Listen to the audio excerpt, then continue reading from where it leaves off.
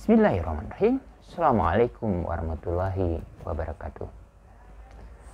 Pemirsa Layak TV, ayahanda dan bunda di mana saja berada, alhamdulillah kita masih diberi waktu oleh Allah untuk melanjutkan pembahasan mengenai konvensi hak anak. Masih tetap di klaster perlindungan khusus. Kali ini kita akan membahas mengenai perlindungan anak dari eksploitasi seksual.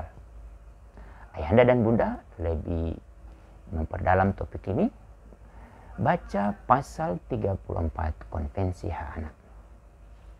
Pemerintah Indonesia sejak tahun 2012 telah meratifikasi satu opsional protokol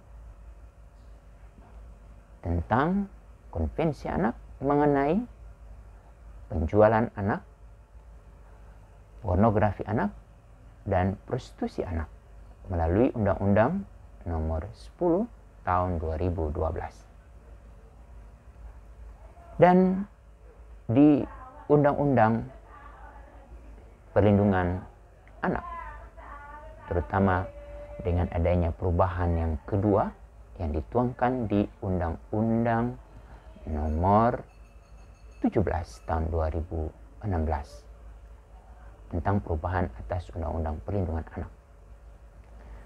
Khusus untuk Undang-Undang 35 2014 tentang perlindungan anak terkait dengan kekerasan seksual itu berubah menjadi kejahatan seksual.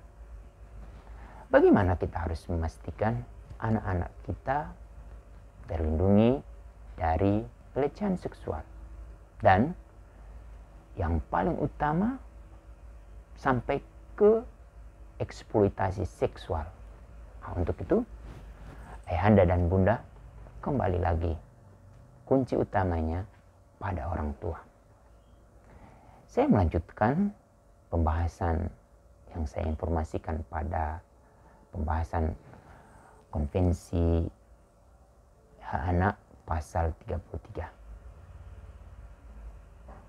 Pada pasal 34, sumber utama penyebab anak-anak yang masuk ke jaringan eksploitasi seksual berdasarkan cerita, pengalaman, paparan dari lembaga-lembaga yang mendampingi. Kembali lagi, penyebab utama anak terlibat dalam kasus ini, mereka rata-rata berasal dari anak-anak yang mengalami kekerasan. Kembali lagi, kekerasan. Sumber utama.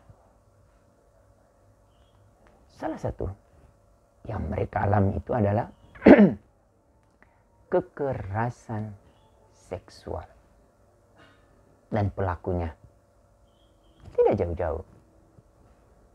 Orang yang terdekat mereka yang harus melindungi mereka. Bisa saja orang tua, bisa saja anggota keluarga lain, bisa saja orang yang dia kenal. Ada juga yang menjadi pendidik mereka.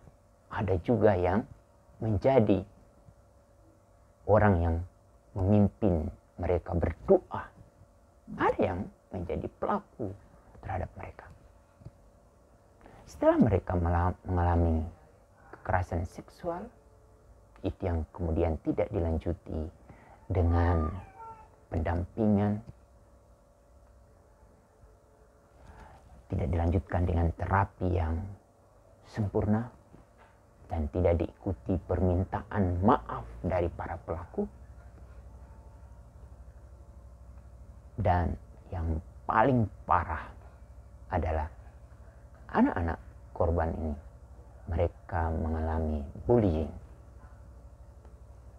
Mereka terendahkan martabatnya oleh lingkungan mereka. Sehingga mereka mengalami permasalahan kepercayaan diri. Anak-anak seperti ini yang mengalami eksploitasi seksual, mereka sudah menjadi korban dan menjadi korban berikutnya. Dan itu kalau tidak kita hentikan akan terus bertambah. Dan yang akan dirugikan adalah anak itu sendiri, keluarga itu sendiri, dan bangsa ini sendiri. Untuk itu, ayahanda dan bunda melalui kesempatan ini, jalan satu-satunya, jangan sampai anak-anak kita menjadi korban. Untuk itu, mari kita lindungi bersama-sama anak kita dari eksploitasi atau pelecehan seksual oleh siapapun dia. Untuk itu, pertama yang harus kita lakukan, pastikan anak harus memiliki pengetahuan perlindungan diri dia. Dan kemudian yang kedua, kita harus berikan dia kemampuan, keterampilan untuk menjaga diri dia. Arti minimal salah satu